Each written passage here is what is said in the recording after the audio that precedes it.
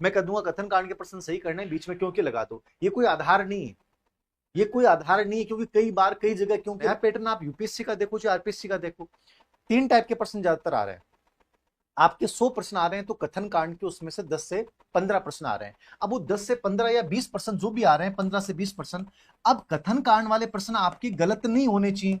अब एक तो ये कि रोना रोते रहो सर कथन कांड के प्रश्न सही कैसे करें, मैं कह दूंगा कथन कांड के प्रश्न सही करने बीच में क्यों के लगा दो। ये कोई आधार नहीं है, ये कोई आधार नहीं है, क्योंकि कई बार कई जगह क्योंकि लगेगा और आपको लगेगा यार क्योंकि लग रहा था हमने कर दिया गलत हो गया।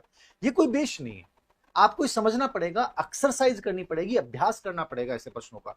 आप साइकोलॉजी में, मैंने ये जो किताब निकाली हमने या टेस्ट सीरीज में जो प्रश्न डालता हूं साइकोलॉजी में, मैं हर पेपर में 20 प्रश्न बनाता हूं, उसमें से 5 प्रश्न कथन कांड के डालता हूं।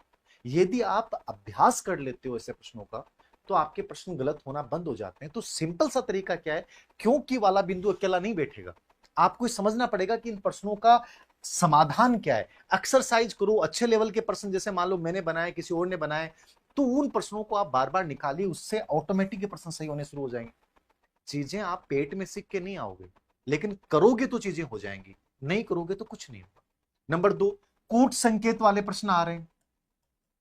कूट संकेत मतलब आपके सामने 4, 5, 6 कथन आएंगे, उसमें से 1, 2, 3, 4 ये प्रश्न मान लीजिए, आप ये मान के चलिए 30% प्रश्न ऐसे आ रहे हैं पूरे पेपर में, और ये प्रश्न तय करते हैं कि तुम कहां जाने वाले हो। क्योंकि नॉर्मल प्रश्न, सीधा प्रश्न हो तो हर कोई बच्चा कर देगा।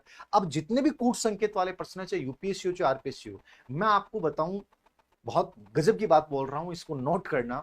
आप देखना इन प्रश्नों में 4-5 वर्ड हैं, कहीं भी कूट संकेत वाले प्रश्नों में सही कथन गलत चयन में ये ऑप्शन आता है केवल, ठीक है, पूर्णतः है, ठीक है, सभी, ये ऑप्शन देखना, मैंने 4-5 वर्ड निकाले हैं। सदैव, ये मैंने पूरा एनालिसिस किया है, कभी नहीं,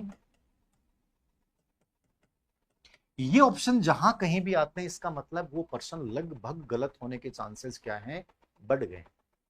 मतलब वो ऑप्शन आपको नहीं करना है। ये मेरा एनालिसिस है, ये आप खुद भी कर सकते थे। कूट संकेत वाले प्रश्न गलत ही नहीं होंगे। डरिए मत चीजों से, मुकाबला करोगे समाधान निकलेगा। मुकाबला नहीं करोगे, रणनीतियां देखते जाना, यूट्यूब पे खूब सारे मैराथन देख लेना, कोई समाधान नहीं है। हर टीचर का अपना एक लेवल होता है, तुम्हारा जो लेवल है ना वो सबसे बेटर है, मान के चलिए, और उस लेवल को बढ़ाने के प्रयास कीजिए, ना कि मेरी बात या किसी और की बातों को अपने दिमाग में थोप लीजिए। पूरे दिन रणनीति के वीडियो देख रहे हो, उनसे समाधान नहीं होने वाला है।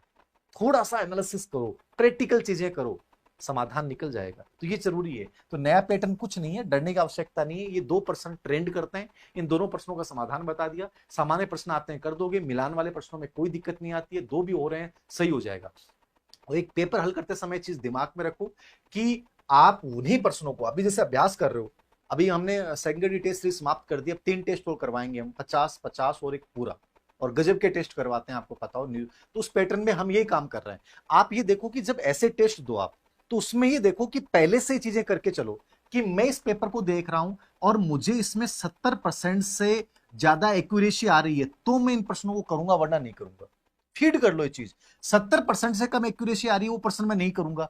फिर आप ये देखिए कि ऐसे कितने प्रश्न थे जो 50 से 70% के बीच में थे और वो मैंने नहीं किए, उससे मुझे फायदा हुआ कि नुकसान हुआ। 70% से ऊपर जो मैंने प्रश्न एक्यूरेसी वाले किए कि ये होना चाहिए, उनमें मेरे सही हुए कि गलत हुए।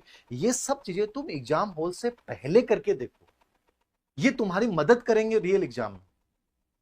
तो थोड़ा सा 2 या 3 पेपर लेके उनका एनालिसिस करोगे ना, समझ में आएगा। इसमें हमने सब पेपर डाले हैं, इसमें थोड़ी सी मेहनत करो, ऑटोमेटिकली चीजें सही होने लग जाएंगी। आपको लगेगा कि हाँ चीजें सही हो रही हैं। तो एक प्रैक्टिकल जितना करोगे ना यूट्यूब पे देखने से बेटर है कि खुद प्रैक्टिकल करो, ज्यादा बढ़िया है।